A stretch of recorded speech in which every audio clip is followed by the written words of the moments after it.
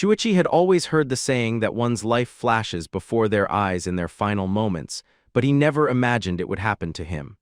As his father lay dying, the man asked Shuichi to take care of his mother and sister.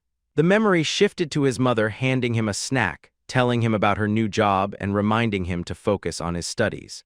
Then he remembered his little sister, Isusa, holding a lollipop and promising to always listen to their mother. The scene shifted again, this time to school, where a bully crushed Shuichi's snack beneath his shoe. The bully demanded to know why he had dared to come to school while his friends held a girl in place. After screaming at Shuichi for being too weak to play the hero, the girl he attempted to protect told him he shouldn't have hurt the bullies and should simply look out for himself. In the moment he glanced back at her, a truck barreled toward him, horn blaring.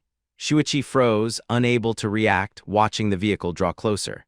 His umbrella flew from his grip as he wondered if this was truly how he would die. Lying on the ground in a growing pool of red, he realized his end had come. His thoughts drifted to his mother and Isusa just as a strange light enveloped him. Regret overwhelmed him for failing to protect them, and he wished he could do so in another life. A blue light linked him to a couple passing nearby, and tears welled in his eyes as he thought about how powerless he had always been. Before fading completely, he swore that in another life he would protect those he loved with his own two hands. His consciousness drifted into another world, transporting him to the magical continent of Arcanis. A crowd had gathered for a ceremony as a man announced the beginning of the annual divine blessing. Children under 6 were instructed to offer their most precious possessions, and in return, a divine messenger would determine their hidden magical element and grant them an opportunity. A small boy asked his mother if he could offer his candy, but she reminded him the offering needed to be something valuable. A box nearby displayed 2 radiant, expensive blue jewels as an example.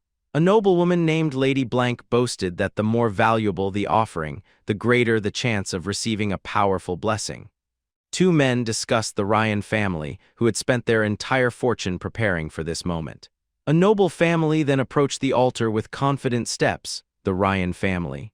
Onlookers whispered how tragic it would be if they were not blessed after everything they had sacrificed. Hall Ryan, the head of the family, thought to himself that he had placed an enormous wager on the future of his bloodline. He believed his children, Leica and Louis Ryan, were extraordinarily gifted and destined to receive high-level blessings. The priest called for the next child, little Julia Ryan. She walked timidly toward the altar and offered a small golden crown, her most precious possession. Instantly, a massive blue magic circle ignited beneath her, glowing with intense brilliance. Bursts of energy erupted from it, astonishing everyone.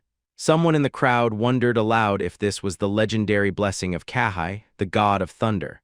The result was a level 7 blessing, something that had not been seen in 12 years. Her family rejoiced, believing this was proof the gods had chosen them. As the light faded, Julia stood bewildered, unsure of what had occurred. People whispered that her offering had been the crown of thunder, yet it wasn't valuable enough to cost a fortune. A man pointed out that one child remained, the one with the truly legendary treasure. Hall Ryan turned to his son Lucas, telling him it was his turn. Lucas nodded with confidence. A servant presented a box, asking him to accept the offering within. When Lucas opened it, everyone recoiled at the demonic energy emanating from the sword inside. Holding the blade caused the spirit of Volcano, progenitor of magic and god of fire, to manifest behind him. His little sister encouraged him to give his all and secure a powerful blessing. The priest watched Lucas approach the altar, impressed by the bravery required to offer something so valuable. He understood Hall Ryan had staked everything on this moment. When Lucas placed the sword on the altar, a fiery magic circle erupted with overwhelming force. Outside, the sky shifted to a deep, menacing red. Hall Ryan stared in disbelief, wondering if this was truly the legendary level 9 blessing. Inside the hall, torches flared violently. A colossal wave of fire burst from the altar, sending the crowd into a panic. Lucas looked drowsy, almost unaware of the chaos. The cursed sword floated into the air as Lucas watched it, mesmerized. He noticed a small flame dancing on his hand, confused by its presence, before it suddenly engulfed his entire arm. Panic overtook him as the fire consumed his whole body. His screams echoed while the cursed sword floated above him. Strange fire orbs formed within the flames and dripped onto the floor. Outside, the sky abruptly returned to normal as if nothing unusual had occurred. Hall Ryan asked if the blessing had ended and wondered where the divine spirit had gone. Julia pointed toward the altar, urging everyone to look. A body plummeted from above, shrouded in blue flames and gray smoke. Her lollipop fell to the ground and shattered.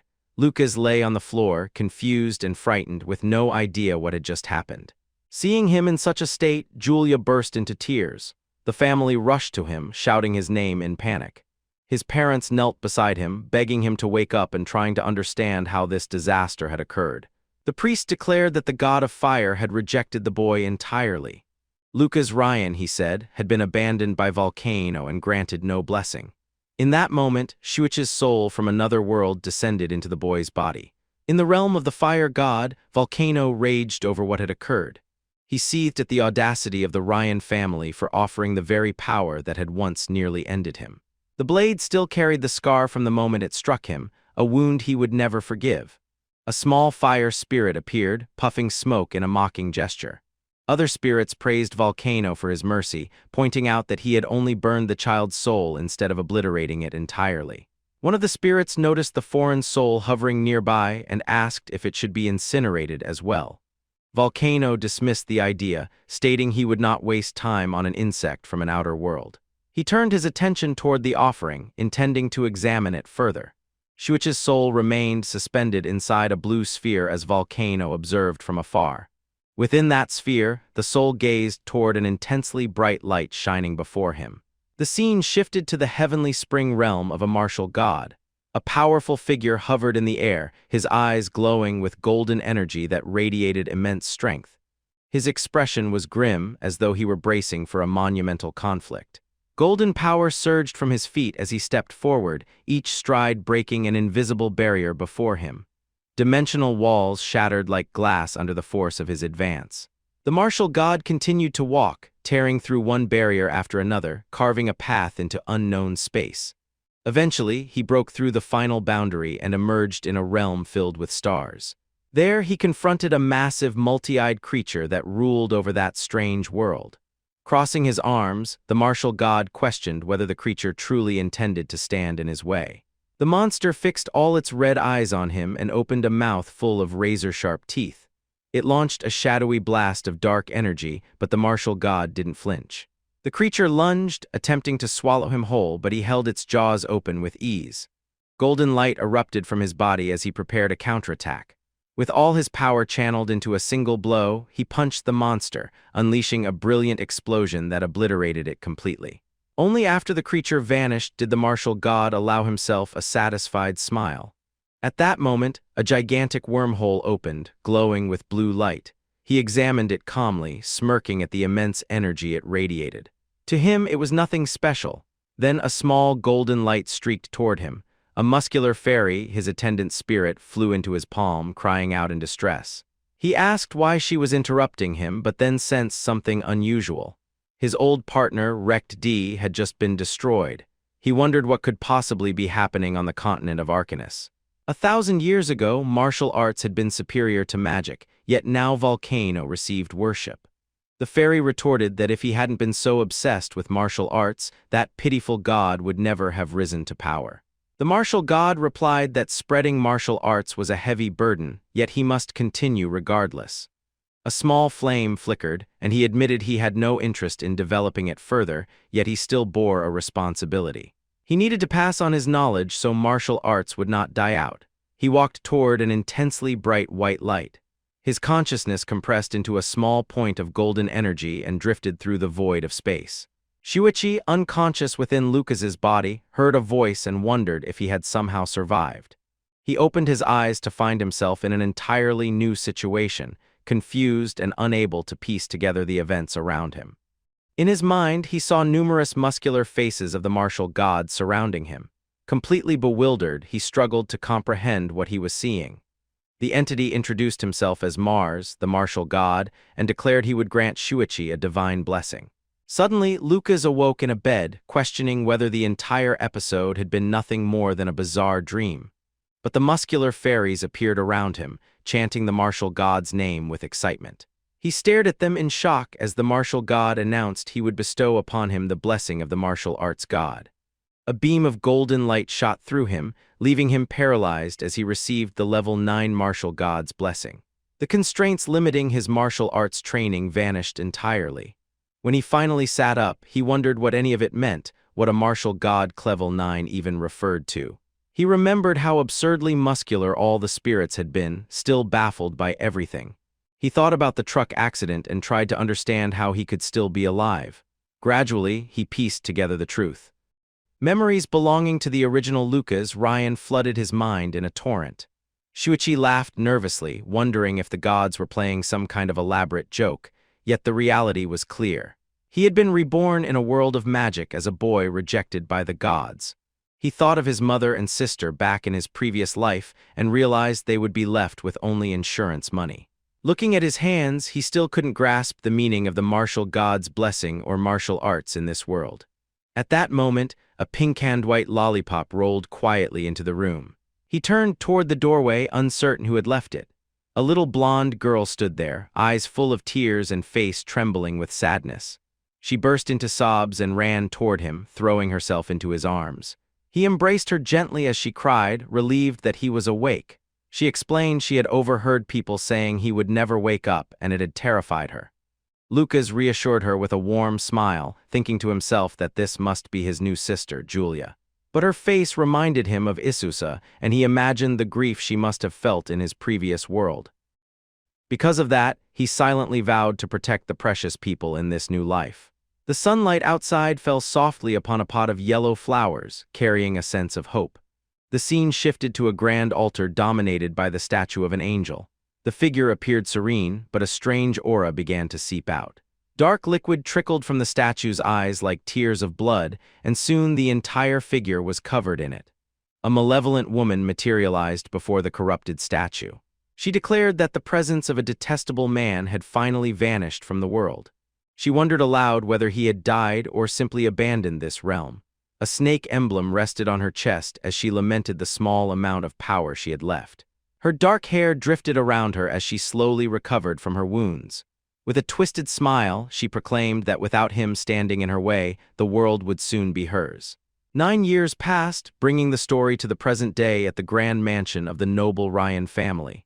Outside, a young man wiped sweat from his face with a white handkerchief while whistling. This was Lucas Ryan, Shuichi's reincarnated self, now older and stronger. He noted that the weather had finally cleared and assumed Julia must have finished her magic practice. Deciding to go find her, he suddenly felt the air shift. A thorny vine shot toward him from the side. He sensed the danger immediately and braced himself as the vine coiled around him, tightening until he hung immobilized in the middle of the garden. Annoyed, he recognized this childish trick instantly. As expected, his half-brother Jeremy emerged holding a staff, revealing himself as the attacker. With smug sarcasm, Jeremy greeted him while a nearby maid giggled at Lucas's predicament. Jeremy smugly reminded him that the backyard was reserved for the mages of the Ryan family. The thorny vines tightened further, causing Lucas sharp pain. With a cruel smirk, Jeremy threatened to break a few ribs to teach him a lesson. But to his surprise, Lucas simply let out a bored yawn. The reaction confused him completely. Lucas calmly pointed out that Julia would return soon from her practice, and if Jeremy didn't release him, she would probably fry him with lightning. Jeremy flushed with anger, calling him a coward who hid behind his sister and insisting he wasn't afraid of lightning. But in that same instant, a bolt of purple lightning shot down from the sky, striking Jeremy full force. His entire body turned pitch black as smoke lifted from him. The maid shrieked in fear for her master. Lucas turned to see Julia approaching, her magic staff in hand. The pink staff, decorated with cat ears, still crackled with purple sparks, showing its immense magical power. Now older, Julia warned Jeremy that if he bullied her brother again, she wouldn't hold back next time. Her angry expression made clear she was not joking. She then told Lucas she would remove the vines, and with her magic, the thorny restraints crumbled into dust. Lucas gently patted her head, earning an adorable smile. He then faced Jeremy, asking if he had finally learned not to mess with him. Jeremy's face burned with rage, but he muttered incoherently and fled with the maid, both terrified of Julia's lightning. Lucas remarked that she had gone easy on Jeremy with that last shock. Julia sighed, asking why he hadn't fought back and reminding him that his strength was supposed to stay a secret. Lucas smiled teasingly, joking that she was always there to protect him anyway. 9 years had passed since Shuichi reincarnated into Lucas Ryan's body. He remembered the day he awoke. His father came to visit, leaning on a wooden cane. Lucas had fully expected to be disowned for failing their expectations. Instead, his father hugged him tightly, relieved that he had woken up safely. Hall Ryan, leader of a renowned knight order within the kingdom, was rarely home due to his duties, but he always remained a caring father. When he learned Lucas had been training in martial arts, he sent him a letter containing information about old martial arts tomes stored in the family archives. Encouraged by this, Lucas sought them out, exploring the archives by candlelight to find the books Hall mentioned. Thanks to that letter, Lucas laid the foundation for his bold and ambitious future. 2 maids complained about how he disappeared every day, running off to who knows where. One assured the other not to worry, he would be expelled from the family soon anyway for lacking magic. Before they could continue gossiping, the ground trembled beneath their feet. They wondered if someone was practicing earth magic, completely unaware of the true source. Lucas was deep underground, training by punching a solid stone wall with incredible force. He stood inside a hidden cave he had excavated himself. He revealed that the hideout was located directly beneath his room and built entirely by hand. Spending 6 months digging it, he divided the underground chamber into 4 sections. A study area, a storage space, a training ground, and a simple bathroom with a cheap tub. Ever since completing the training area, he had practiced here in secret every day, pushing himself to grow stronger. After an exhausting training session, Lucas prepared for his medicinal bath. The purple water rippled with spiritual energy as wispy shapes rose from the surface, showing its potency. He relaxed into the tub, noting that the medicinal bath was the most effective method for strengthening martial arts practitioners. 3 years had passed since he began using the chaotic tempering technique. Because of it, his body had become so durable that magical attacks below level 5 couldn't even harm him. His defense was finally solidifying, and it was time to focus on offense. Lucas retrieved his katana to test his improving skills on a training dummy. With steady breath and firm grip, he concentrated and delivered a quick, precise strike. In an instant, he lunged forward, slashing the dummy with incredible speed. Determination and power reflected in his eyes. Beyond swordsmanship, Lucas had also mastered other weapons, including the spear. He charged at the dummy again, thrusting the spear with tremendous force. The target was then torn apart by a flurry of fast, skillful blows until it collapsed into pieces. Reaching level 4 in the technique, Lucas decided to spend time training his fists as well. Though his abilities had improved significantly, he felt something amiss. Martial artists eventually hit a plateau, and surpassing it required enlightenment, a concept so elusive that most practitioners gave up before reaching it. Standing before a massive stone pillar, Lucas declared that his path would be different. Taking a deep breath, he focused all his energy and punched with full force. The pillar exploded into thousands of pieces, dust filling the cave. Amidst the debris, Lucas observed his work with confidence. His fist technique had reached level 5. He realized then that his levels only increased upward, never stopping, thanks to the limitless divine blessing he had received. There was no upper cap for his growth. A clock on the cave wall chimed midnight, reminding him that his father Hall was returning home tonight and the family was scheduled for dinner. Night had already fallen by the time Lucas emerged from his training chamber and returned to the mansion. He dressed and walked through the corridor toward the dining hall. Upon entering, he found his family gathered around the table for the special dinner. Hall noted that it had been half a year since they last saw each other and invited his son to sit. Lucas smiled and took his place at the table. Hall announced that Allen Academy was opening a martial arts department and had already enrolled Lucas. He encouraged him, acknowledging the challenge ahead but expressing complete faith that Lucas could pass the exam.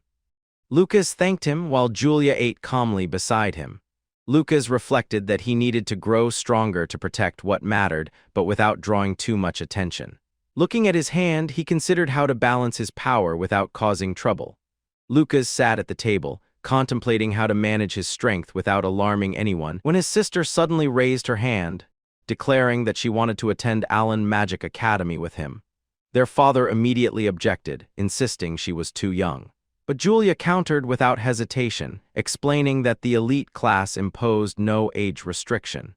She then presented the official letter she had already received, an offer from the academy itself. Intrigued, Hall took the letter from her hands to verify its authenticity. His eyes widened in approval as he read, and he praised Julia proudly, remarking that her reputation as a prodigy had already reached the renowned Allen Academy. Julia positively glowed with excitement, while Jeremy watched everything from the side, simmering with jealousy. The blond boy wondered aloud why Lucas, of all people, was receiving such special treatment and how it would affect his own position in the family. Just as his resentment reached its peak, a hand in a purple glove rested gently on his shoulder, attempting to calm him. Startled, Jeremy turned to see a serene woman standing behind him, Jessica Ryan, his mother. With quiet confidence, she advised him not to concern himself with Lucas. A faint, malicious smile curled on her lips as she added that there was no guarantee Lucas would even pass the exam. The subtle venom in her tone revealed that she was already plotting something behind the scenes. A week passed. On the day of their departure, the family gathered at the gate to see Lucas and Julia off. Their mother fussed lovingly over them, urging them to take care of themselves and promising to visit with their favorite pudding. She handed each of them a gold coin as a good luck charm. The coin, she explained, belonged to the ancient Buon dynasty, which had unified the world 10,000 years ago. Their father added that the coin bore the image of the first emperor, Mars, on one side and his weapon on the other. Lucas immediately recognized Mars's face, the very same muscular spirit who had bestowed his blessing. His parents urged him to keep the coin close at all times. Lucas felt deeply moved. He had been fortunate enough to have a loving family in his past life and an equally wonderful one now. With heartfelt goodbyes and warm smiles, the siblings climbed into their carriage and set off for the academy. Hours later, as the sun dipped below the horizon, the coachman Foron announced that they would make camp for the night. Under the full moon's light, the group settled safely in a clearing. If they left early the next morning, Foron explained, they would reach the city of Daku, home to the academy. Julia immediately perked up. She asked if Daku had anything interesting to offer, and Foron eagerly explained that the city was famous for its annual magical dodgeball tournament in the spring. He added that it was also a paradise for food lovers, boasting countless delicious local dishes. Julia's mouth watered at the description, and Lucas teased her when a tiny droplet of drool appeared at the corner of her lips. But then Lucas suddenly tensed, sensing something wrong. His expression hardened, alert and wary. His heightened senses detected 12 horses and 13 individuals racing toward them at high speed. He asked Foron whether this forest was known for bandits. Despite the coachman's uncertainty, Lucas trusted his instincts. His training had sharpened his senses, and he knew he wasn't imagining things. He warned the group to prepare.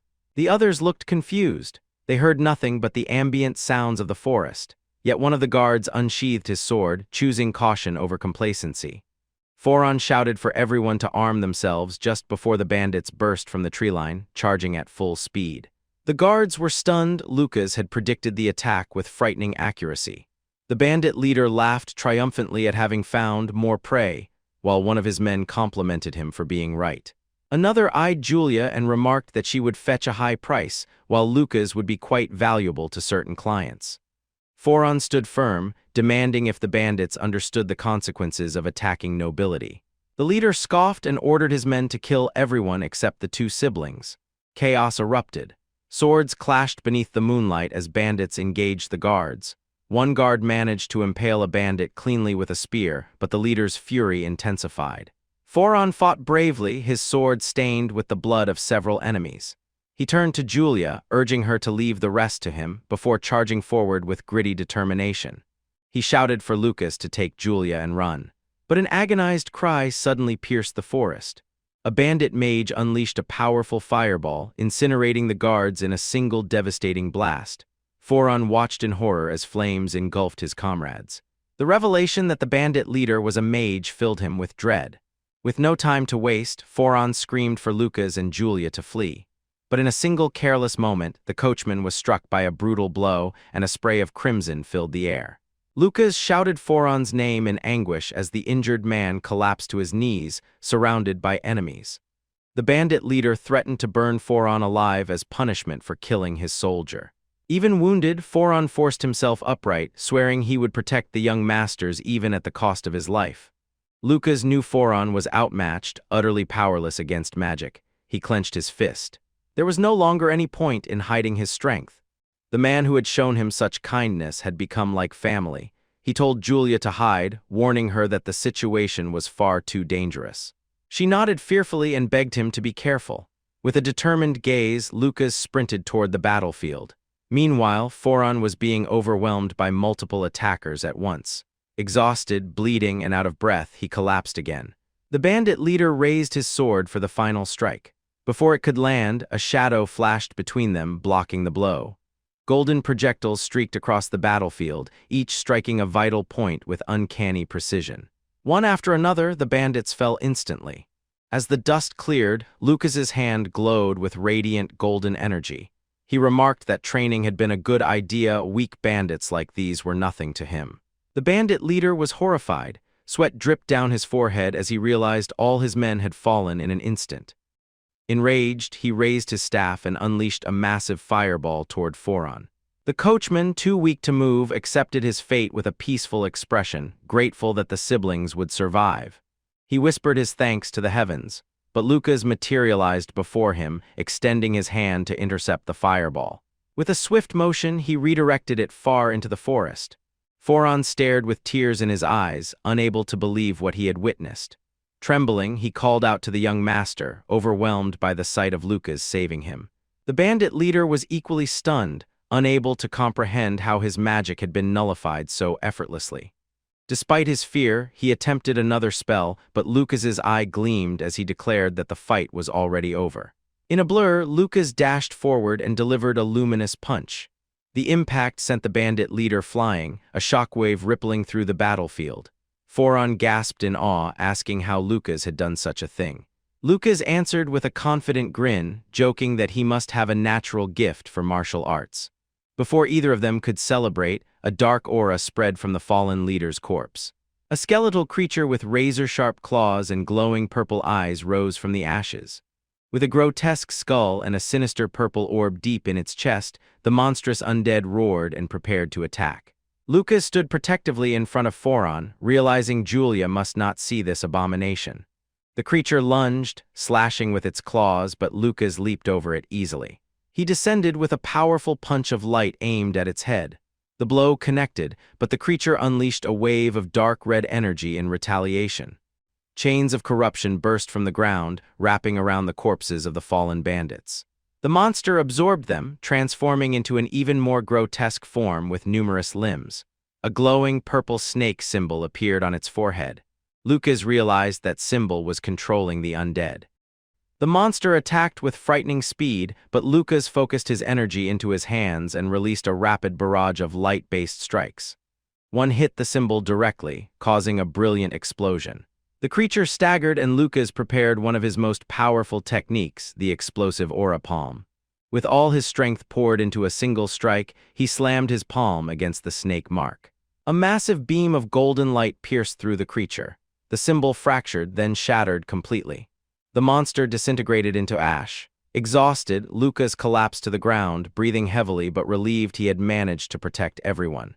Julia rushed to him, throwing her arms around him and celebrating his victory. Foron, still trembling, stared in disbelief at what he had witnessed. Suddenly, Lucas sensed another presence approaching. A horse whinnied and he turned toward the forest. A young woman with white hair emerged on horseback, bound and gagged, her eyes full of fear.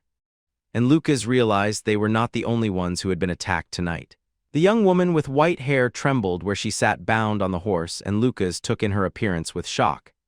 She looked exhausted, terrified, and barely conscious, clearly another victim of the bandits' ambush.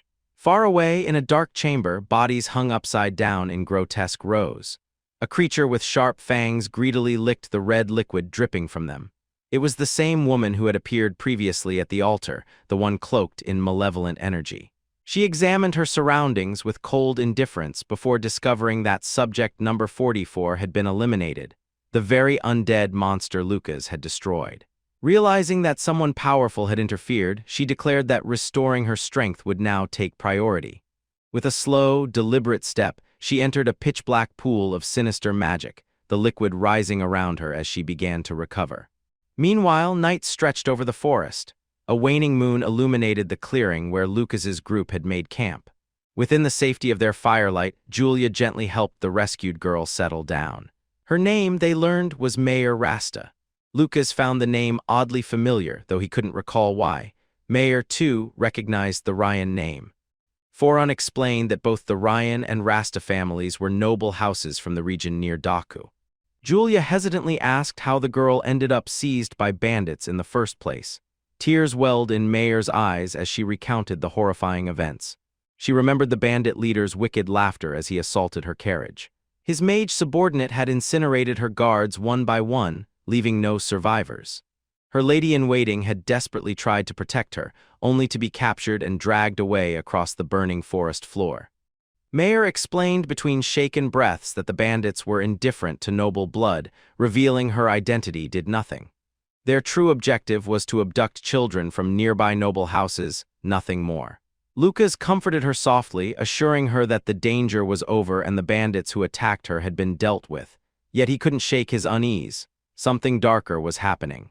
Mayor's story combined with the undead creature he fought made everything far more unsettling.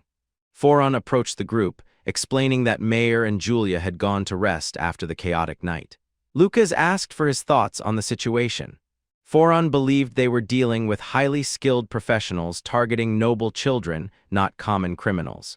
Lucas added that bandits wielding fire magic and controlling corpses was extremely unusual. The coachman's expression turned grim. He concluded that a terrifying demon must be orchestrating everything from the shadows, manipulating the bandits like puppets.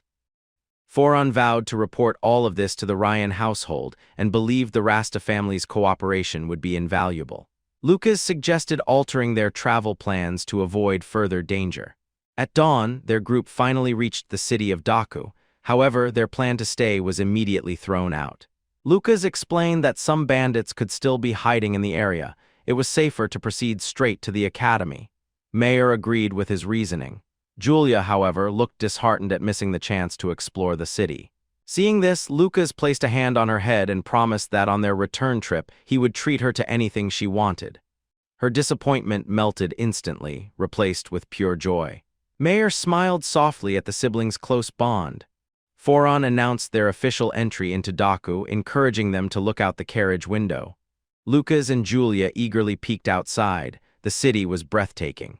A lively crowd filled the streets, children ran past with toys, merchants shouted out their goods, and wooden buildings lined the cobblestone roads. A father carried his son on his shoulders. The air buzzed with cheerful energy. Mayor smiled, admiring the city's vibrance. Julia and Lucas chatted with her, sharing in the small moment of happiness amid their journey. Lucas couldn't help but feel nostalgic. The lively streets reminded him of his past life. Suddenly, a creepy clown doll popped up from a vendor's stand, startling both girls into a synchronized scream. To lift their spirits, Lucas quickly purchased an assortment of sweet pastries. Mayor offered Julia a donut, and Julia devoured it with sparkling eyes. Lucas watched with satisfaction as the girls enjoyed the treats. The carriage resumed its course, rolling deeper into the city until stopping before the academy gates. Foron pulled the reins gently. This was as far as he could take them. Lucas reassured him, promising he would keep Julia safe. Julia then wrapped her arms around Lucas, declaring she would use all her strength and magic to protect him as well. Lucas smiled and patted her head, saying he was counting on her. Foron, deeply moved, felt tears prick at his eyes at the siblings' devotion to each other. Mayor looked on curiously, surprised that Lucas would allow his younger sister to talk about protecting him in such a manner. The coachman gave them his final farewell as the three youths walked toward the academy entrance. Mayor pointed ahead, encouraging them onward. She blushed slightly, feeling grateful for having met the kind siblings. Lucas echoed the sentiment. Meeting the two girls had brought unexpected brightness to his journey. Just then, Lucas remembered something, and Foron appeared beside him one last time to clarify the situation. He explained that Mayor Rasta had once been Lucas's fiancée during childhood. The engagement had been arranged but dissolved after the divine ritual exposed Lucas as having no magical talent. Allen Magic Academy was one of the three most prestigious institutions in the Carmen Empire, located right here in Daku. First-year students underwent an examination a year after enrolling to be sorted into departments. Exceptional students could graduate early, and those who passed the certification exam could graduate immediately, even before the full 6-year curriculum. The siblings observed the large crowd of students preparing for the academy's admission exam. Julia grew sad upon realizing she couldn't take the exam alongside her newfound friend.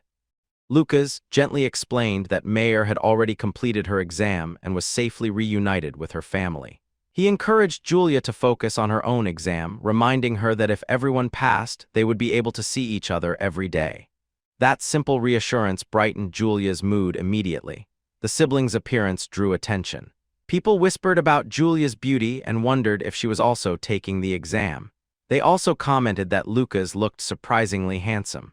One boy jealously muttered that he wished he had such an adorable younger sister. As the crowd gathered, a woman with striking purple hair approached. Julia's eyes widened as the woman introduced herself, Mina, the vice president of Allen Magic Academy's student council. With a gentle smile, Mina asked if Julia had snuck in to follow her older brother. Julia denied it firmly and announced she was there to take the exam as well. Mina realized instantly that Julia was the same girl who had received an elite class invitation. She knelt to confirm Julia's identity, Julia Ryan of the noble Ryan house. Julia asked in surprise how Mina had known her name so easily. Mina invited Julia to the registration area but completely ignored Lucas, who stood right beside her. Julia frowned and pointed out that her brother also needed to register. Mina blinked, startled, realizing she had entirely overlooked him. Lucas muttered irritably under his breath that mages were ridiculous. In his mind, they believed themselves superior, but to him, they were nothing but tiny insects. Weaklings like Jeremy and the undead monstrosity were no match for his martial strength. He grumbled that he was only here out of respect for his parents. Mina overheard part of it and grew flustered, apologizing as she confirmed his identity. Lucas tried to hide his irritation. Seeing she didn't look down on him, he followed as she guided them toward the examination hall. Inside the vast chamber, students gathered in anticipation of the exam. Mina used magic to distribute emblems and instructed everyone to register with a council member. She explained that the emblem numbers corresponded to each student's exam order. The exam would consist of 3 parts: measuring magical potential, testing elemental compatibility, assessing destructive power. Lucas asked if the process was identical for the martial arts department. Mina confirmed it was. Lucas sighed. He muttered that the academy was simply too lazy to create a proper martial arts test. Still, he cracked his knuckles, ready to demonstrate the true power of martial arts and shatter all expectations. The first test began. Students placed their hands on a magical orb to measure potential. When Lucas stepped forward, the instructor looked at him with disdain. As soon as Lucas touched the orb, the result left the man stunned. A once-in-a-millennium phenomenon, magical potential 0. The room erupted in laughter. Lucas let out a tired sigh. It felt like reliving his childhood all over again. When it was Julia's turn, Lucas encouraged her not to hold back. She gripped the sphere tightly. Golden light exploded from it, blinding the entire hall. A beam shot upward, illuminating the ceiling as students stared in disbelief. The number 10 materialized in brilliant gold, the absolute maximum magical potential. Students whispered in awe, declaring her a prodigy among prodigies. Julia looked delighted and ran to Lucas, asking if she had done well. Lucas praised her proudly, saying that with talent like hers, she would one day become a great archmage. Envious students mocked him but fell silent when a friend hushed them. Lucas simply thought to himself that everything was going according to plan. As long as Julia shone brightly, he could enjoy a peaceful school life. Lucas felt a quiet satisfaction knowing that all his planning and hard work to enhance Julia's talent were finally bearing fruit. He had secretly used the mage's consecration ability to amplify her magical potential, and now the results spoke for themselves. As the instructor announced the next test, the students moved toward the spirit cabin, a grand hall with a glass ceiling that filled the vast space with gentle sunlight. Lucas and Julia walked hand in hand toward the center of the hall, where numerous blue elemental pillars stood in a large circle. The room was alive with magical spirits of different shapes and elements, fluttering effortlessly around the pillars. The moment Julia stepped inside, every spirit in the hall turned toward her. As though irresistibly drawn, they flocked around her, swirling in circles with cheerful voices and gleaming trails of light. Students gaped in disbelief, marveling at the sheer variety of spirits responding to her presence. One student grumbled that he couldn't attract even a single wind spirit. Lucas smiled quietly to himself. Julia possessed maximum compatibility with every element, and the spirits could sense it. He was relieved knowing his special ability was safely boosting her potential without drawing suspicion. When the instructor announced Julia's score, an astonishing 9.6, the highest recorded, admiration and envy filled the room. Students surrounded her with praise, eager to befriend her. Overwhelmed by the sudden attention, Julia panicked and fled into Lucas's arms, clutching his clothes tightly. He gently asked what frightened her, and she whispered that everyone's stares scared her. Lucas comforted her softly, explaining that geniuses always attracted attention and she would eventually have to get used to it. Julia nodded against his shoulder, declaring she needed to grow stronger to protect him. Lucas realized that strengthening her mental resilience would be just as important as improving her magic. Nearby, two students whispered about Julia's incredible performance. One muttered that her brother was useless, reminding his friend that Lucas's compatibility score had been 0. They recalled how all the spirits had fled from him as if disgusted by his presence. Another student mentioned witnessing a bizarre moment. One of the fire spirits had torn its own arm off after the second test, nearly scaring him to death. His friend dismissed it, chalking it up to nerves. Lucas overheard everything, becoming thoughtful. He couldn't believe someone had witnessed what happened. He remembered how the fire spirits reacted to him. Their connection to the fire god made them especially hostile toward the martial god's successor. As he left after the second test, he had warned one spiritedly, only for the little creature to spit fire at him. Lucas flicked a pebble at it in retaliation, knocking it down. Now he muttered that a mere servant of the fire god shouldn't dare act superior. Taking Julia's hand, he calmly guided her toward the final portion of the exam. She told him she would be fine as long as he didn't use his full strength. He smiled, saying he planned to let her protect him as always. The destructive power test took place in a large arena filled with metal dummies forged from a special enchanted alloy. Students whispered among themselves, certain no child could possibly break one. Lucas examined them with interest, thinking they looked sturdy enough to test his level 6 technique. He was excited to try such high-quality equipment. Suddenly, a student shoved him aside to cut the line. Before Lucas could react, a short-haired girl barked at the offender, ordering them to the back. Her eyes glowed with an intimidating red light, and her aura frightened everyone nearby. Positioning herself in front of Lucas and Julia, she exuded a terrifying presence. She stared directly at Julia, asking if she was the one who scored 9.6. Intense fury flared in her eyes as she glared at the small girl. Terrified, Julia hid behind Lucas, calling his name with a trembling voice. Lucas stepped forward protectively, asking who the dark-haired girl was and what she wanted. She introduced herself as Awa Miranda, granddaughter of the powerful Duke Miranda. Lucas recognized the crest instantly. The Miranda family was one of the Empire's 3 great houses. His own mother, Catherine, had also come from the Miranda lineage, meaning Awa was his maternal cousin. Confused, Awa declared she had never heard of him. Lucas calmly explained that they were cousins, asking her not to glare at him so intensely. Awa's face twisted with anger. She had never been told she had a cousin and accused him of arrogance. Swearing she would humiliate him, she unleashed a spell, a mental control designed to force him to undress. Lucas didn't move an inch. His mocking smirk revealed her spell had absolutely no effect on him. Awa froze, stunned. She had no idea how her magic had failed. Lucas taunted her upbringing and told her weak magic was useless against a martial artist. The instructor then called Lucas's name and he headed toward the dummy. Before leaving, he told Julia not to show off too much during her test. Awa turned her fury toward Julia instead, vowing to take the top spot from her. Lucas saw a magical screen display the rankings, Julia in first place, Awa in second.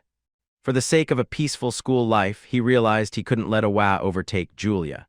He handed Julia a piece of candy. She popped it into her mouth and immediately made a disgusted face.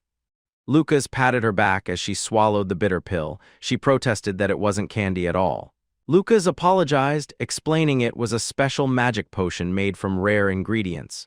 The instructor called Lucas again and he stepped up to the metal dummy. He asked if he could simply strike without magic. The instructor agreed indifferently. Students scoffed, predicting he'd break his hand. Julia glared at them, itching to retaliate, but remembered her brother had told her to behave. Even Awa was curious now, remembering how her mental spell had failed. Lucas's blow came faster than anyone could follow. He stomped the ground, concentrating his power. His eyes glowed. In one instant, he appeared before the dummy.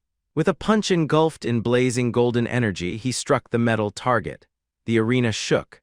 The dummy shot backward like a cannonball, smashing into the wall and crumpling under the force. When the dust settled, the dummy lay completely destroyed. Gasps spread throughout the arena. Awa stared wide-eyed. His speed was comparable to high-level wind magic, and the golden glow signified devastating power. She realized she might be the only one who truly understood his strength. The instructor congratulated Lucas, astonished. It had been 10 years since a dummy had been broken. Julia flashed him a proud peace sign. Lucas smiled, thinking he had concealed enough of his true power to avoid trouble. But soon everyone's attention shifted to Julia's turn. She gathered immense energy, her staff crackling with purple lightning. A purple magic circle formed beneath her feet. With a thunderous shout, she unleashed red lightning, the second strongest type. The dummy glowed red as her attack blasted it. Students were stunned. Julia collapsed afterward, confused. She had only ever been able to use purple lightning before. Lucas scratched his nose innocently. He knew the potion he gave her temporarily amplified her abilities. He thought about how rare the Mage Essence elixir was, an elixir only he and the Minister of Martial Arts knew how to refine. If anyone discovered this, it would be a massive problem. As sunlight warmed the academy grounds, Julia and Lucas waited for the results. Julia complained about the wait, and Lucas told her to be patient. Mina approached with the results and congratulated them. Julia cheered upon hearing she placed first in the elite class. Lucas praised her, saying she'd be essential for their future. Mina asked which department she'd join: earth, fire, wind, water, or the special division. Considering her attributes and whined God blessing, Julia chose the wind department. Mina was delighted and escorted Julia to the female dormitory. Lucas headed to the martial arts dorm. Julia remained the star of the rankings. Awa seethed, swearing she'd take first place someday. Upon arriving, Lucas found the martial arts dorm to be an old, decrepit building. Perfect for a quiet life, he thought. A cheerful white-haired boy greeted him, Kai Tui, his new roommate. As they filled out forms, Kai praised Lucas's strength, but Lucas brushed it off as luck. A staff member handed them keys. Kai was ecstatic to share a room with Lucas. Inside the filthy dorm, 2 more roommates were already present, Collins and Sharp. Kai recoiled in horror at the room's moldy walls and decaying furniture.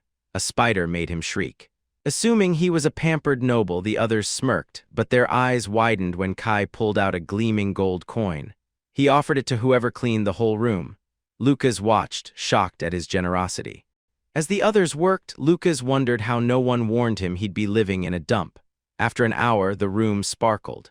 Kai proudly handed out the reward. Despite his dramatic personality, Lucas found him strangely likable. A staff member arrived with their uniforms, telling them the entrance ceremony was about to begin. Kai stared in horror at the worn-out uniform. Lucas mentioned the school's request system. They could ask for better treatment if needed. Kai immediately leapt out the window to investigate, leaving Lucas speechless. At the ceremony hall, a massive statue of a witch stood at the front. Lucas entered confidently. He spotted Julia in the elite front row seats wearing her elegant white and gold uniform. Lucas took his place in the back row, unfazed. It suited him perfectly. Magic candles ignited with golden flames. A lotus of fire formed in the air and a boy floated above it. The student council president, Theodore Follemel, a level 6 mage. He announced the academy's point system. Points could be exchanged for anything from rare books to magical beasts, but normal work earned very few. The last method to earn points? Monster hunting. A mountain range filled with beasts lay behind the academy. Lucas clenched his fist, excited. It was the perfect training ground. Late that night, incense ensured everyone slept deeply. Lucas slipped out of the dorm, leapt over the academy wall, and entered the dark forest. Shadow creatures attacked immediately. Lucas dodged and countered, striking a giant purple frog with overwhelming force. Its horn shattered and the creature collapsed. Lucas harvested the horn, valuable for potions. He needed points. He needed the martial gods' legendary books, and this mountain was only the beginning of his true training. The mountain range stretched before Lucas, dense with shadows and moonlit mist. He scanned the landscape calmly, deciding he needed to locate the monsters quickly. Activating one of his martial abilities, his right eye glowed with golden brilliance. Ripples of golden leaves radiated outward, sweeping through the forest and mapping the presence of every creature nearby. A distorted shape soon materialized in his perception, a giant rat with red eyes, razor-sharp teeth, and a back covered with poisonous spines. Without hesitation, Lucas struck it with a swift hand chop. The creature fell instantly as Lucas coldly told it to sleep. A level 2 bat swooped from above, but one punch silenced it mid-flight. Moments later, a level 3 magic panther appeared, only to be defeated just as easily. Explosions echoed through the trees as Lucas dismantled every monster he encountered with astonishing speed and efficiency. When the forest finally fell silent, Lucas smiled, satisfied with the mountain of materials he had gathered for both elixirs and academy points. But the quiet troubled him. He crouched and touched the ground, nearly no traces of other beasts remained. Something powerful had driven them away. To confirm his suspicion, Lucas sat cross-legged, activating his perception again. The ability guided him along a desolate, eerie path through the forest until he reached the mouth of a pitch-black cave. A heavy, oppressive energy seeped from its depths. From the darkness, a giant wolf with glowing purple eyes snarled at him. Lucas did not flinch. The bluish smoke flowing from the cave signaled he had finally found his target. Moments later, the true creature emerged, a massive wolf with white fur, red paws, and an aura of both frost and flame. A rare level 6 fire and ice wolf, Lucas smiled in excitement. He charged straight into battle. His first strike collided with the wolf's paw, but the beast barely reacted. The wolf counterattacks with a blast of ice from its mouth aimed directly at our protagonist. It frozes his hand, not caring at all. Lucas punched the wolf with the frozen fist, badly injuring its head. Lamenting he hadn't trained harder, he could have ripped off its leg otherwise. Wounded, the wolf switched to its second attribute. A massive fireball burst from its mouth and detonated against the cave wall after Lucas dodged. A stream of furious flames followed, engulfing the forest in burning light. Lucas weaved through the coils of fire before grappling the wolf head-on despite the scorching heat. The beast was astonished. How could a human endure its flames? Golden light flickered across Lucas's fist as he countered with a brutal uppercut that damaged the wolf's jaw. He then unleashed a golden energy blast that sent the creature hurtling into the cave wall. The wolf collapsed with a whimper, its strength fading. As Lucas approached, he noticed a yin-yang symbol glowing in its eye, proof of its incredibly rare dual elemental nature. He seized the beast by the neck. Even subdued, it exhaled fire and ice in defiance. A golden blade of energy shot toward the wolf through the haze, but the creature narrowly evaded it, scrambling deeper into the cave in terror. Lucas chased it relentlessly. He grabbed its tail mid-escape and slammed it against the stone. When the wolf recovered, it launched itself like a spinning ball.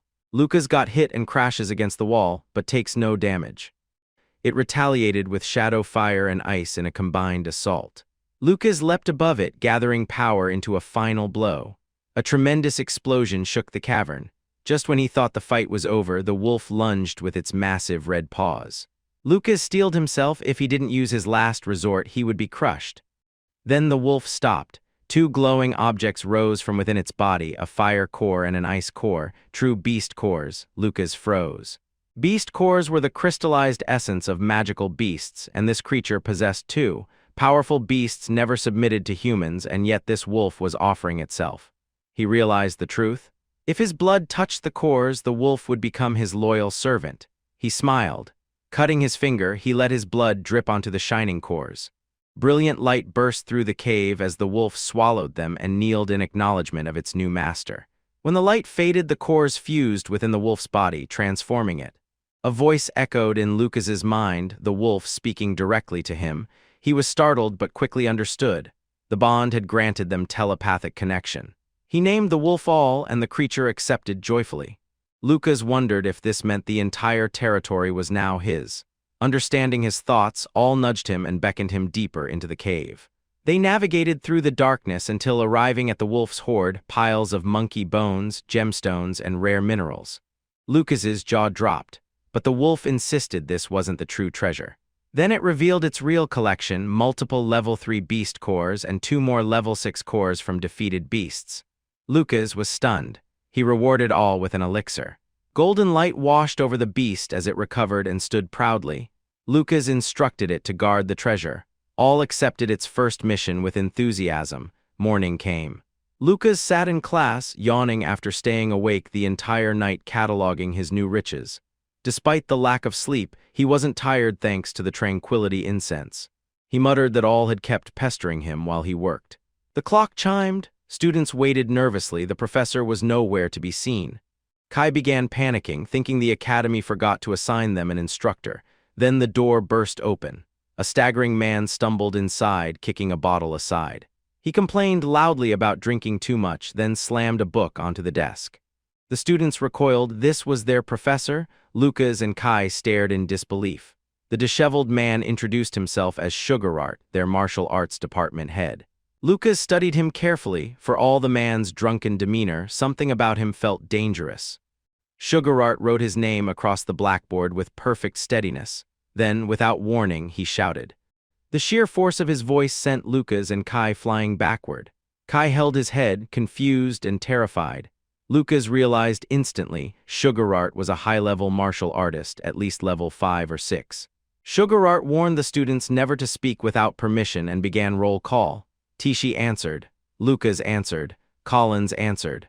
The professor then announced he had forgotten the textbooks and ordered Tishi to retrieve them. Kai objected, demanding a fair selection process and boasting about his lineage. A piece of chalk slammed into his forehead. Sugar Art had thrown it so fast Kai didn't even see his hand move. Tishi left, proud of her new responsibility. Sugar Art dismissed the rest of the class to independent study. Hours later, Lucas and Kai walked toward the dining hall.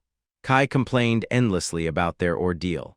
Lucas teased him, but both fell silent when Julia called out happily.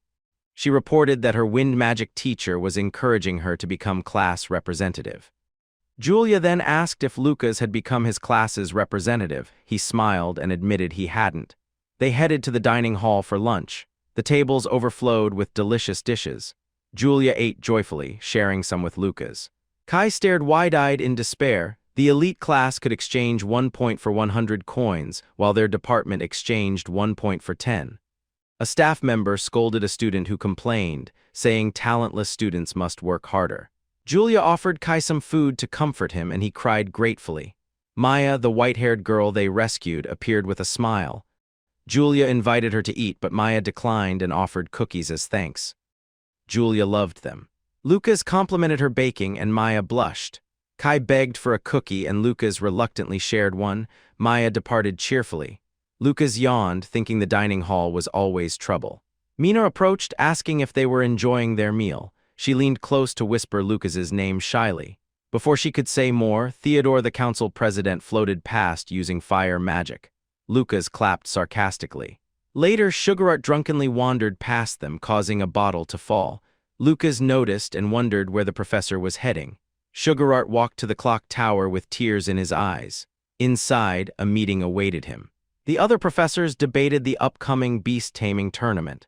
A man in a green suit insisted the martial arts students be excluded. Sugar Art slammed the table, angered by the discrimination. Linda, the blonde professor, agreed with him, insisting on equal treatment. Other professors sided with her. The green-suited man relented begrudgingly.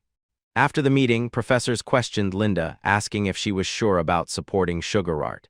With a confident smile, she recalled the words she once heard. A coward who cannot overcome adversity has no right to call himself a martial artist. Back in the classroom, Sugar Art announced that the tournament would take place in 6 days and declared he would ensure every student could defeat a beast. Outside, martial arts students sparred intensely. Tishi demonstrated exceptional skill with a powerful kick that impressed Lucas. He noted she was the strongest in class after him. He joined the sparring session and quickly defeated his opponent. After training, students collapsed in exhaustion. Kai revealed he'd made a deal with Collins to earn points, bragging until Lucas rested a heavy hand on his shoulder to silence him. Night fell. Lucas returned to the mountain with all. He roasted meat over the fire, thinking training time was precious. He also worried about Mina's interest in Julia. He couldn't afford to let his guard down. All drooled at the meat until Lucas fed him. Lucas admitted having a beast companion wasn't so bad. He promised he wouldn't hurt all during training, a promise that didn't survive the night. Meanwhile, back at the Ryan household, Catherine sat alone under the moonlight, sadness weighing on her. Hall approached, placing a gentle hand on her shoulder. He asked if she was thinking of the children again, and Catherine admitted she could hide nothing from him. Hall smiled gently, reminding her that their children's classes must have already begun at Allen Academy. Catherine tried to smile, but tears of worry gathered in her eyes. Hall offered to take her to visit them soon. Overcome with joy, she thanked him, her eyes shining as she imagined reuniting with her children. The scene shifted to Count Grindu's estate, where a secret cult meeting was underway. A barefoot woman walked gracefully toward a circle of hooded figures whose masks hid their identities. Their glowing red eyes and sinister smiles revealed their allegiance to something malevolent. A green-haired woman greeted Jessica, Jeremy's mother, inviting her to join the gathering. Jessica sat among them as the cult leader unveiled her newest creation, the Jade Dream, an alchemical potion of immense potency. Jessica accepted a goblet filled with the vivid red beverage. The leader sliced her own arm, letting blood drip into the drink as if the pain delighted her. A cult member added another mysterious ingredient, and the leader encouraged the group to enjoy the mixture. Jessica hesitated, staring into the goblet as the liquid shifted unnaturally on its own. Nearby, a woman wondered aloud how an 11-year-old girl could have defeated the Black Wind group. The leader explained with a twisted smile that Julia was the combined prodigy of the Catherine and Miranda bloodlines. A mere level 7 mage had no business overpowering one of their units, unless she was extraordinary. The leader then leaned toward Jessica, biting her lip cruelly before asking whether her son's ambitions would amount to anything. With a finger beneath Jessica's chin, she questioned whether Jessica truly wished to eliminate Catherine and Julia in order to rise to the rank of Baroness. Jessica nodded eagerly, asking what she needed to do. Smirking, the leader prepared to give instructions. A purple magic circle materialized on the floor as she activated a spell, her eyes glittering with sadistic delight. The scene returned to the academy at dawn. Tishi commented that another day of combat training awaited them. Students groaned in pain, blaming Professor Shiger for the soreness.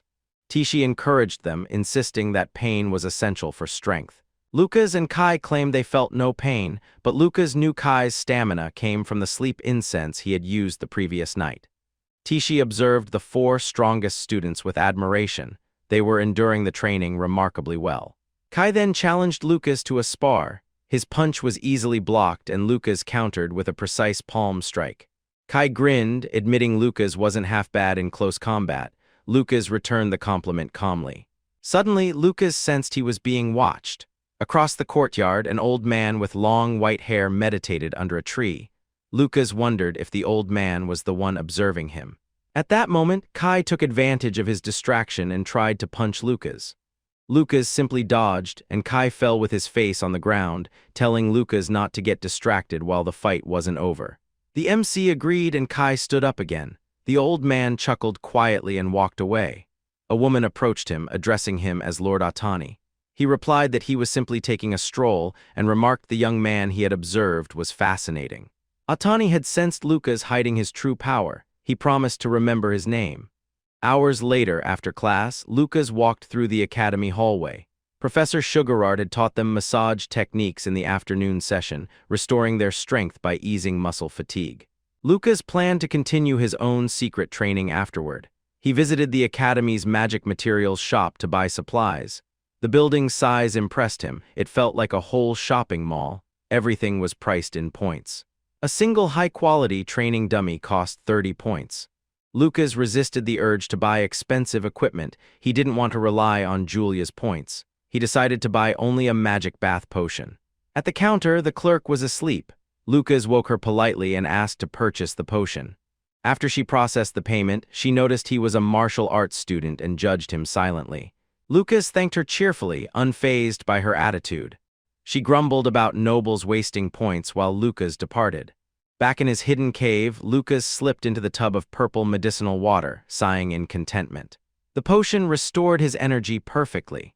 Just as he considered reusing the water later, a pair of glowing purple eyes peered from the shadows. A huge maw full of sharp teeth opened. After finishing his bath, Lucas moved to gather materials for points, only low-grade ones to avoid suspicion. A noise made him turn sharply. All was eagerly drinking the leftover bathwater. Lucas froze in shock, asking what on earth his beast was doing. They stared at each other in silence until Lucas concluded the medicinal water would strengthen all as well. With that, the problem of waste was solved. Lucas then exchanged materials gradually at the shop to avoid attention. Meanwhile, Professor Sugarart became furious with the students for their lack of seriousness about the beast-taming tournament. He corrected their stances aggressively and challenged Kai directly, flicking him to the ground with expert precision. Lucas noted the professor always aimed for the eyes. Sugarart ordered Tishi and Kai to spar. Kai bragged arrogantly, but Tishi remained calm. She launched into a rapid combination of kicks and punches, overwhelming him instantly. Her water technique left Kai stunned. Lucas realized why she was chosen as representative. Sugarart announced that the next day they must each defeat a beast or be expelled. Kai nearly fainted. The following day, Sugarart demanded full-power training until nightfall. Kai collapsed repeatedly. Lucas advised him to correct his bad habits, but Kai suddenly confessed he had fallen in love with Tishi after their fight. He murmured about future children's names, and Lucas decided his friend was a hopeless masochist. Soon, the beast-taming tournament began in a grand arena. Kai trembled while Lucas sat calmly beside him. Two mage students mocked them, but Sugarart silenced them firmly. Lucas realized his teacher wasn't as bad as he appeared. Lucas told Kai to imagine the beasts were Sugarart to motivate himself. The professor overheard and glared at them with burning irritation. The rules were explained via a holographic screen: tame 10 beasts in 10 minutes to earn a perfect score. Julia appeared on the screen and announced the start of the tournament. She was teleported into a barrier space filled with monsters. Red eyes glowed in the darkness. A swarm of beavers charged. Julia unleashed purple lightning, paralyzing them instantly.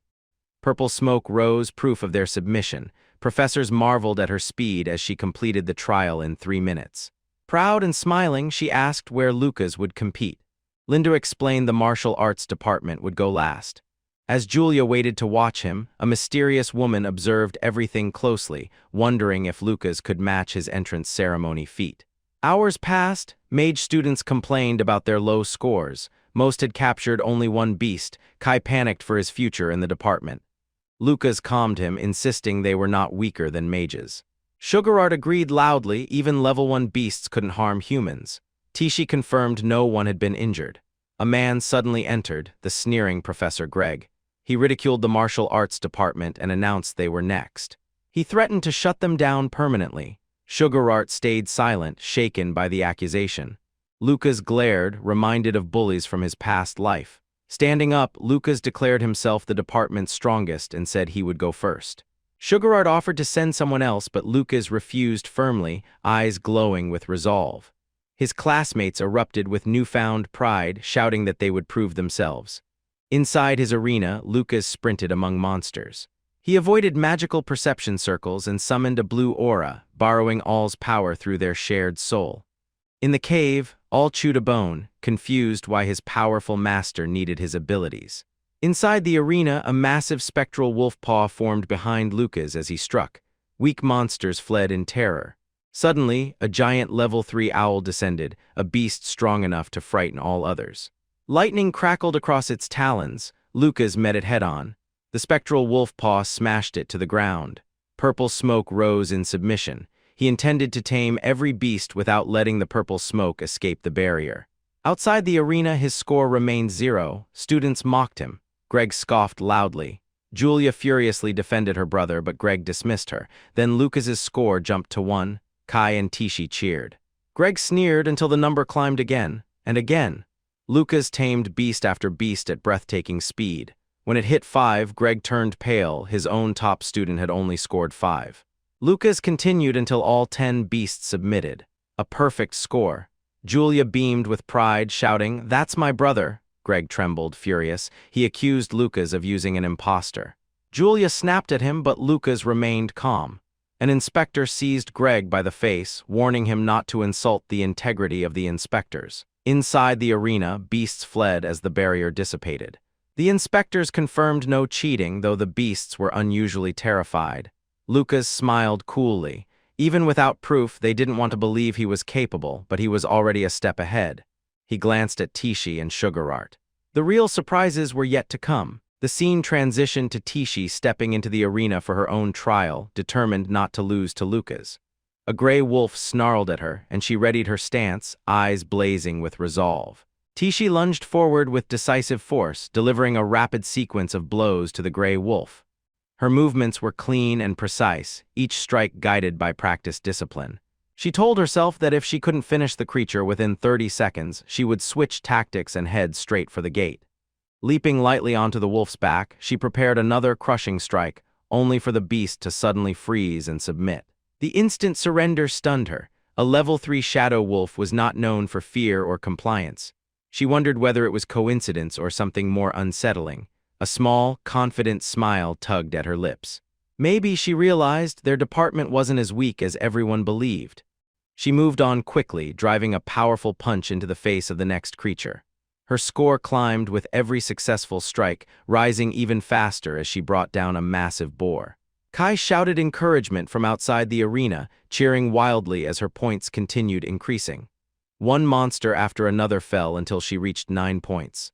A startled saber-toothed tiger bowed in submission, and shortly after, the final creature dropped as well. The scoreboard flashed her name for all to see, Tishi Himaru, 10 points. Kai could hardly believe she had cleared it even faster than Lucas. Tishi immediately asked for the beasts she had tamed to undergo a proper inspection. Seeing their reactions had convinced her the creatures were not so terrifying after all, and she no longer believed martial artists were inferior. Match 3 began. A student fired a golden beam at a purple bat, annihilating it and proudly celebrating his perfect score. Match 4 followed with a green-haired youth who crushed a giant gorilla with a single kick, grinning as his own score hit 10. Then came Kai. He charged at a saber-toothed tiger and struck it cleanly across the jaw. The beast submitted instantly. Raising a triumphant thumbs down, Kai beamed when his own perfect score appeared. A stunned silence swept the stands as the scoreboard updated. Every single martial artist had achieved a perfect score. The martial arts department rocketed to the top of the rankings, tying with the elite class. Professor Shigart allowed himself the smallest smirk of satisfaction as he took a long drink from his flask, pride hidden beneath his scruffy exterior. The inspectors conducted an additional check. No abnormalities were found with the beasts or the barrier. The director frowned thoughtfully.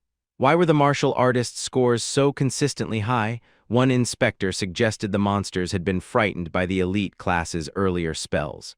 But the director countered dryly that the creatures seemed far more terrified of the martial artists. He then made his decision. Next year, the martial arts department would compete first. Professor Greg's expression collapsed in horror. Competing first again meant the martial artists would likely tie for first place. Shigart shot him a pointed, superior glare. The director calmly asked if there were any objections.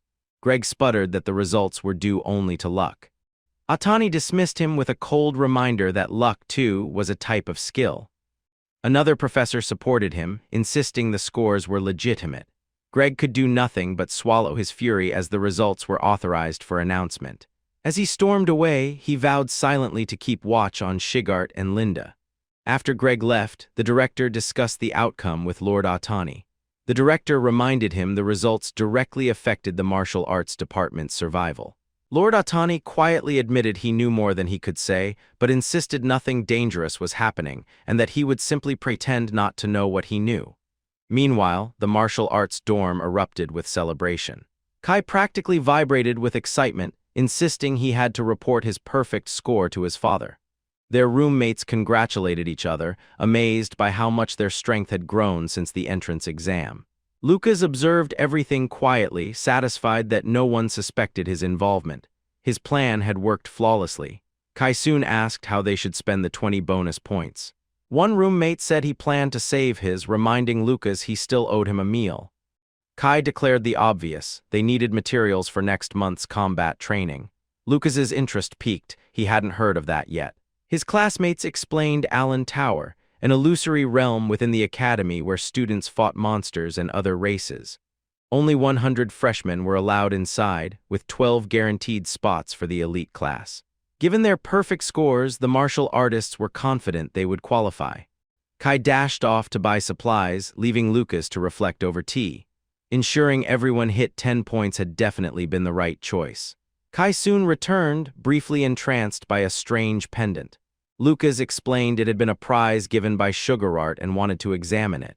Kai protested it should have gone to Tishi, but Lucas brushed it off with a comment about luck. With a resigned sigh, Kai accepted his explanation. Moments later, the large screen above the academy lit up. Every martial artist had scored 10. The crowd was stunned. Leela's reaction was immediate. She stomped the ground so hard the impact echoed. Her face twisted with rage. They were supposed to be the top class after the elite. Her father had invested 10 years preparing her for this. A glowing dagger was thrown toward the scoreboard.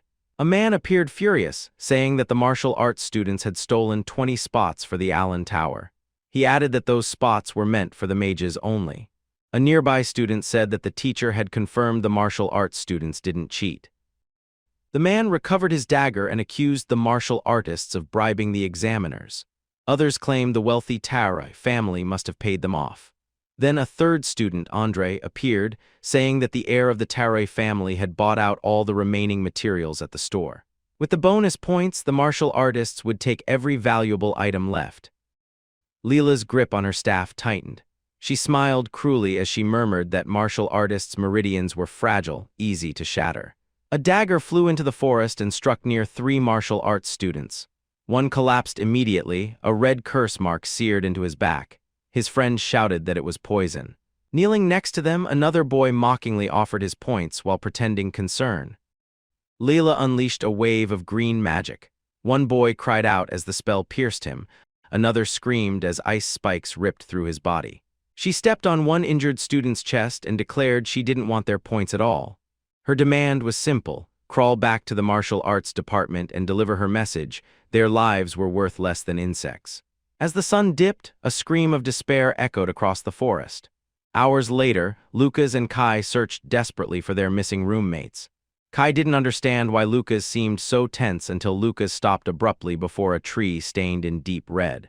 He said he had never smelled such a strong scent of blood here before. Kai watched in confusion as a blue aura flared around Lucas. The young martial artist sprinted into the forest with frightening speed. Kai ran after him, demanding to know what was happening. They found their roommates lying motionless, drenched in blood. Kai's fury erupted instantly as he demanded to know who could have done something so cruel. One of the boys stirred just enough to reveal the truth: Leela. She and her group had shattered their meridians before leaving. Lucas's face darkened, a sinister blue aura rising from his body like smoke. Kai shouted their friends' names in panic, relieved to discover pulses still present. Lucas ordered him to fetch medicine while he treated the wounds to stop the bleeding. Examining the injuries, Lucas realized the boys had been cursed to feel every bone in their bodies break, a signature method of assassins. This was no bullying. This was an attempt to end their futures completely. One boy hallucinated, crying for his parents. Lucas clenched his jaw in silent fury and made his decision. With icy calm, he vowed to avenge them. Kai and Tishi arrived soon after, horrified at the sight. Lucas assured them the boys would survive but needed days of rest. Kai vowed he would never forgive the attackers. Tishi warned the council wouldn't take martial arts students seriously.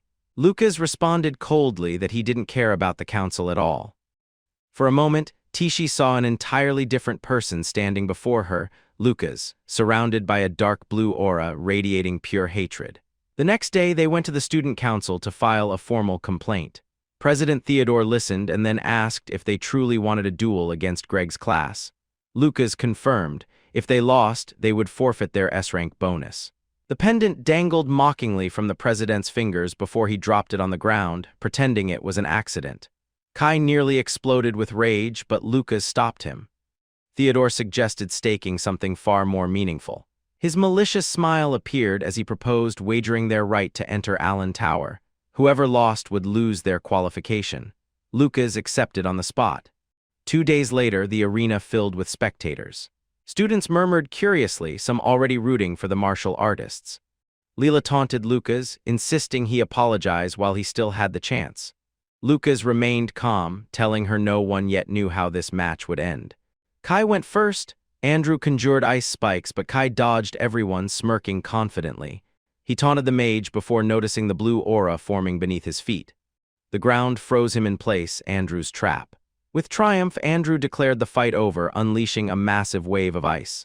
A drop of red fell to the frozen floor. Kai appeared defeated. Andrew mocked him. Leela sneered maliciously. Tishi seethed in anger. Then Lucas asked how long they planned to talk before they were satisfied. In the arena, Kai summoned a scorching red aura, the lava orb. Andrew realized the danger too late, screaming for Leela to flee. The orb detonated, blasting the arena apart. Kai burst free of the ice, his legs burned and shattered, but his eyes blazing with determination. He sprinted at Andrew and smashed through the mage's defenses. Andrew choked on blood, stunned that a martial artist could wound him. Kai raised another lava orb. Andrew panicked, freezing Kai's hands. Kai cursed ice users, always slipping at the last second. Then he broke the ice with a headbutt, sending Andrew flying into the arena wall. Kai won the first match. Next was Tishi. Leela summoned spikes and sneered about honor. Tishi dodged easily and whispered something into her opponent's ear that left the mage utterly shocked. Striking Leela's meridians with lightning-fast precision, Tishi shattered her defenses and dropped her instantly. Leela lay defeated, poison needles spilling from her sleeve. Finally came the third match. Break entered, wielding a pink dagger. The barrier activated. The moment the signal sounded, he moved at high speed, summoning clones and launching attacks. Lucas watched calmly, testing him with a single powerful punch, and the true fight began. Lucas's blow missed the clone by little, and Break froze in disbelief. He hadn't expected the young martial artist to locate him so effortlessly. Break creates some distance, throwing his magical dagger, while Lucas simple dodge it. The MC started emanating some orange aura. With a twisted grin, Break muttered, "What a shame," and raised his staff. Lucas's eyes narrowed, sensing the incoming spell. The magic sword slashed his shoulder. Red liquid flowed down his arm, but Lucas's expression didn't change. He stood tall, calm as ever, completely unshaken by the wound. Break, growing frantic, declared he would end the fight. He unleashed his bone-shattering art, shouting he would crush every bone in Lucas's body. Hatred twisted his face as he poured everything into the attack, and nothing happened. The technique, feared for its brutality, had absolutely no effect on Lucas. Kai watched in shock, unable to fathom how his friend had completely negated such a deadly art. Break trembled, accusing Lucas of bluffing and insisting he must have some secret move. Instead, Lucas seized Break's arm in an iron grip. "That's enough," he said quietly. Break struggled desperately, but Lucas held him effortlessly. With cold determination, Lucas stomped the ground. A massive shockwave exploded outward, filling the arena with a thick cloud of dust and debris. Break gasped. A level 1 martial artist should never have been capable of generating such destructive force with a single step. Lucas's voice echoed from within the dust.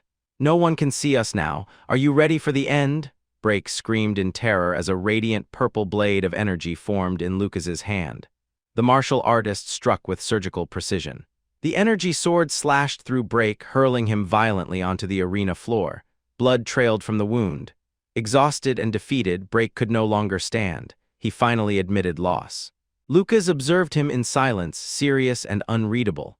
From the stands, Professor Greg erupted in anger, roaring that Break should have won easily. Shigart, arms crossed, watched quietly. He noted Greg didn't even realize how gravely injured his own student was. Something about this situation could easily spiral out of control. Meanwhile, the martial arts department celebrated wildly. Kai shouted with joy that they had swept the duel. The rest of the class echoed him, cheering their absolute victory. But suddenly, Tishi sensed danger. She shouted for Lucas to look out. A crazed Break lunged from behind, magic sword raised for a surprise attack. The crowd screamed. In the audience, a black-haired girl stared wide-eyed, recognizing Lucas's earlier technique. Advanced meridian burning, a technique lost for over a century. No living martial artist should have been able to use it. She whispered that what she had witnessed was impossible. Her red eyes glowed with confusion and intrigue. Who exactly was he? The crowd devolved into chaos. Some students insulted the mages for resorting to cowardly ambushes.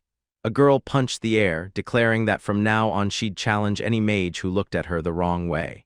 Tishi tried to calm her classmates, insisting she had simply done better than average. With a smile, she slapped Lucas on the back hard. He winced internally but kept his composure. Professor Shigart appeared, furious that his students were losing their sense of restraint. One girl snarled she would get stronger and make the mages regret everything. Lucas agreed with the master. Confidence was good, arrogance was fatal. A blonde woman approached Shigart, teasing him for sounding like a proper instructor at last. Shigart sighed, saying he simply didn't want his students turning into someone like him. When asked what she wanted, she handed him an envelope containing a report on the forbidden meridian smasher technique. The parchment trembled in Shigart's hand. Dark veins pulsed on his arm, revealing his declining health. Across campus, Brake lay recovering in the infirmary. Meanwhile, a carriage arrived at the academy. A grim-faced man stepped out, radiating fury. He protested, how had a simple freshman duel exploded into such a huge scandal? The man announced that his son's magical meridians had been destroyed. He demanded severe punishment for the culprit and insisted the martial arts department be immediately disbanded. Inside the meeting chamber, Shigart smashed a bottle on the ground in rage. He agreed the culprit deserved severe punishment, but then turned his glare on Greg. He calmly stated that 3 mages had brutally injured 2 of his students. Now that deserved punishment too. Greg thought the martial artists must have planned to eliminate them. He barked at Shigart not to change the subject and warned them to focus on the forbidden technique they kept accusing a freshman of using. The furious man agreed the technique was impossible for a novice. He also added that the incompetent son of the Ryan family couldn't possibly have done it. Greg shaked his fingers. An advanced martial artist could, he replied. Greg's eyes widened. He realized the only advanced martial artist present during the duel was Shigart himself. A twisted smirk crossed his lips as he accused Shigart of being the culprit. Shigart glared and replied that if he were capable of using the technique, he would have used it on Greg long ago. The director demanded an explanation for Brake's condition. Shigart shrugged ironically, maybe it was karma. He revealed he'd already questioned Lucas, who denied everything. Lucas instead theorized Brake had learned torture techniques from assassins, perhaps angering someone powerful from the underworld who used the duel as cover to act. The director stroked his chin in deep thought. The father protested loudly, shouting they couldn't let this end with baseless rumors. But Shigart countered sharply, his theory was still more believable than a novice executing an ancient forbidden art. Shigart warned that angering whoever lurked behind Brake could lead to disastrous consequences. Night fell. The crescent moon shone over the academy. The Lord walked to the library alone, lantern in hand. He searched the dusty shelves, finding a specific ancient book. Dust had been cleared from its binding. Someone had touched it recently. As he flipped through its pages, he studied an illustration depicting the correct hand formation for the forbidden technique. A quiet smile formed on his lips. He had uncovered something important. Far away, steam rose from a glowing hot spring deep in the magical Beast Mountain range. Inside, Lucas guided the final healing session for his injured friends. Blue energy pulsed through their bodies, mending bones, restoring muscle, and burning away curses. The boys groaned and grit their teeth. The process was agonizingly slow and painful. Lucas encouraged them gently, promising the pain was temporary and that martial artists had healing arts too, not just mages. Days later, Lucas's parents finally reached the city of Daku. Catherine gazed at the familiar streets, memories flooding her heart. Tears threatened to spill as she anticipated seeing her children again. Hall spoke softly, sensing her emotion. Before they reached the academy gates, a horseman approached Saint Miranda, Catherine's younger brother and Awaz's father. His arrival triggered memories of the Beastmen War 10 years ago. The Beast tribes had launched a devastating invasion. Catherine, still a young mage, had fought bravely. Hall, then a commander, had stood at the front lines. They had survived death together, and after the war, they vowed to be one forever. But Duke Miranda had opposed their marriage with cruel stubbornness. Now, years later, their children met again in that same magic school. Saint Miranda smiled sadly at the irony. He complimented Catherine's children, admitting Julia resembled a young Catherine. Catherine blinked. Did their father truly acknowledge Julia? He did. But only Julia. He still refused to accept Hall. Saint Miranda invited Catherine home, but only her, not the rest of her family. Tears welled as she realized nothing had changed. The prejudice against martial artists remained strong. Hall comforted her, promising to return once his frontline duties were done. Elsewhere, Lucas sneezed unexpectedly during lunch. Julia teased him, saying Kai rarely bought food for anyone. Kai insisted he'd treat their recovering friends next time. Lucas assured him it was fine. Nearby, students whispered rumors about the martial arts department. A blonde girl listened quietly, intrigued. Lucas noticed Julia's new hair clip. Julia said it was a gift from Awa and the Miranda family. Lucas was unsurprised. Nobles always gravitated toward geniuses. He told Julia to get along with Awa for their mother's sake. Julia agreed and mentioned writing to their mother about becoming class representative. Mina approached, praising Julia's growth. Suddenly, Awa, who was sitting nearby, stood up abruptly. A young man scolded the woman, irritated by her behavior. Awa, who had watched everything from afar with her crimson eyes, had been told by a professor that Julia was chosen as representative because her own skill lagged behind. Furious, the girl vowed to prove otherwise and stormed out. Julia noticed her distress and wanted to bring her food, worried she wasn't eating. Mina asked how close Julia was to Awa. Julia praised Awa's mental magic. The woman agreed mental magic was rare, but her tone hinted she wasn't revealing everything. She placed her hand on the table. A blue magic circle flared silently, a sound barrier. Lucas thought it must be a silencing barrier. The woman spoke softly, saying that overly intelligent people could be difficult to manage. She offered Julia the rest of her food, who accepted politely. Introducing a little about her magic, she turned to Lucas. He instantly asked what she really wanted. Mina smiled at his perceptiveness and got straight to the point. She asked if they knew about the forbidden area behind the academy grounds, the anomaly where beasts had been disappearing. Lucas instantly thought of all scaring off lesser monsters in the forest. Mina continued, an investigation team had discovered a lair 3 days ago. Julia's spoon clattered as she went pale. Could it be All's lair? Lucas coughed deliberately, covering his unease. Mina revealed a mission: infiltrate the area and investigate. The reward, 100 points each. Lucas and Julia were shocked, an enormous amount for freshmen. She added they required 5 people, the siblings, herself, and 2 more. They agreed to help recruit. Mina was visibly relieved, though guilt flickered in her eyes. Then we go to the Miranda estate, where Soa Miranda, head of the Miranda family, was eating with Catherine and her brother. The Duke thought their father was really stubborn, making his sister stay in the guest room even though her own room had already been cleaned. The atmosphere felt like a funeral. The head of the family broke the silence by calling Catherine's name. He said he was willing to acknowledge Julia as his granddaughter because she had the potential to become a holy archmage. Catherine froze. A moment later, she thanked him and added that Lucas was also exceptional. Her father stopped her immediately, saying martial arts were useless, and concluded that the Miranda family sought only those with the talent to become holy archmages. His daughter bowed her head in sadness as a butler entered. He explained that the team sent to investigate the magical beast mountain had sent new information. Catherine and her brother were surprised, questioning why a team had been sent to investigate the mountain. The letter said that a new area had been found beneath the den. The head of the family became thoughtful. Catherine and her brother asked if something had happened at the mountain, since it was close to the academy and could put the children in danger. The head waved it off, saying the teachers were competent enough to protect the students, and told both of them to wait until the matter was concluded before going to see their children. Catherine agreed in sadness, wishing her children were safe. Just then, a knight in shining armor burst in Kai. He announced proudly that since his best friend was going on a mission, he would join.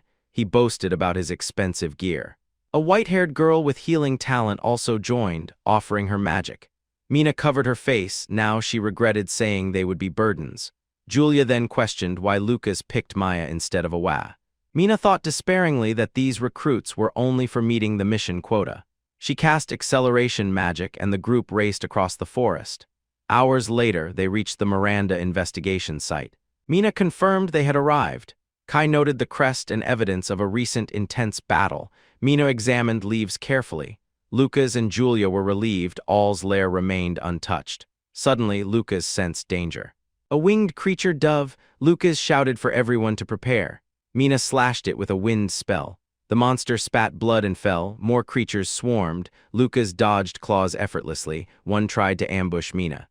She seemed unaware or unfazed until Kai deployed his magic shield to block it. Kai laughed confidently, declaring close combat his specialty. Maya raised a water spirit barrier, offering support.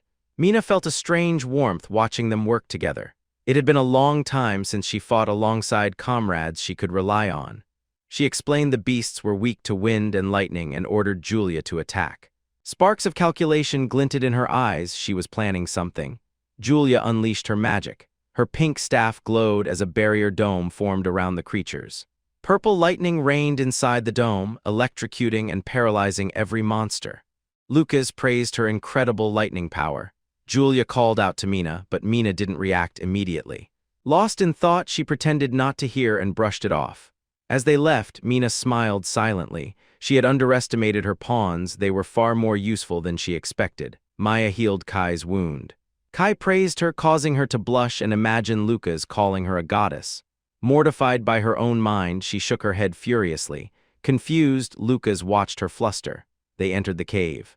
Mina's staff illuminated the enormous chamber. Julia pointed deeper, saying there's an even bigger area inside. Mina guided the two girls deeper into the cave, her staff illuminating the suffocating darkness ahead. Kai pointed toward a different passageway wide enough for an entire battalion, astonished by its unnatural size. Lucas analyzed the walls, realizing the tunnels had been artificially excavated, the kind of work only underground monsters or something far stronger could achieve. He warned the group to remain alert. The deeper they descended, the more ominous the air grew. Suddenly, goblins burst from the shadows, shrieking as they swung crude axes. Julia reacted instantly, hurling a crackling orb of purple lightning that detonated on impact. Electricity surged across the goblins, dropping them in convulsions. Mina explained they were blind creatures that hunted through sound alone. Julia's lightning had temporarily ensured their safety. But if they fought every monster this way, the journey would never end. Kai confidently declared he had a plan.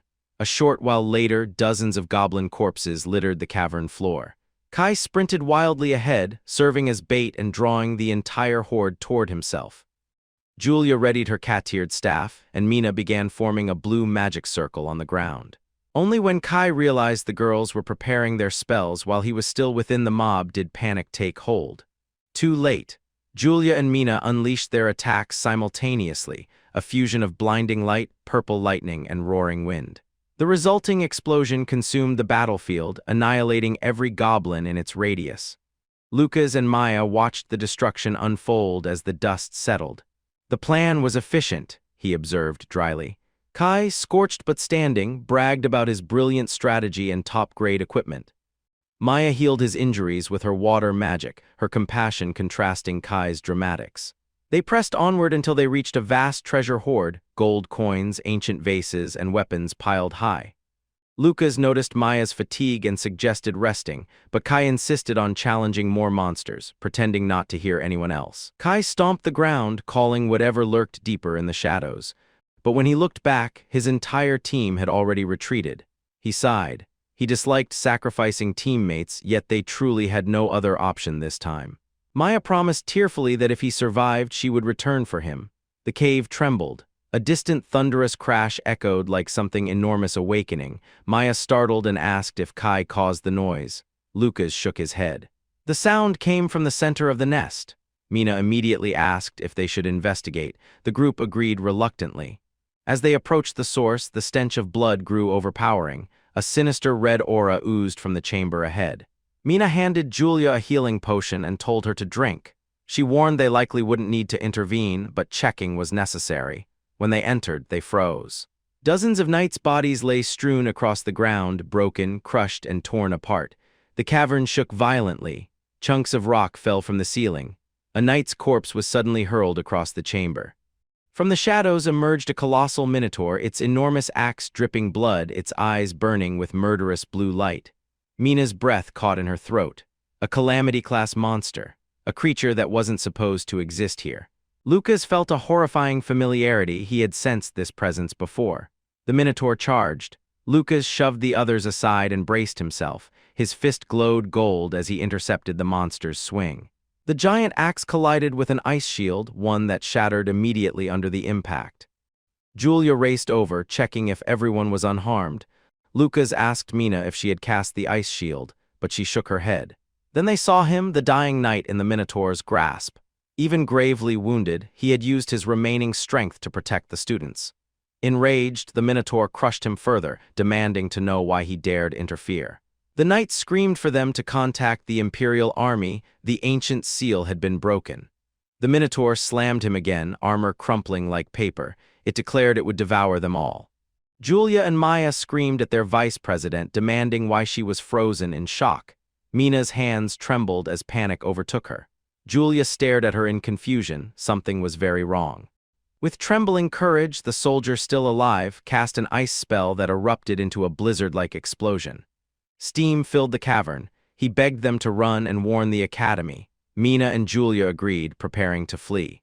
Lucas apologized to the dying knight for failing to save him and vowed to avenge him.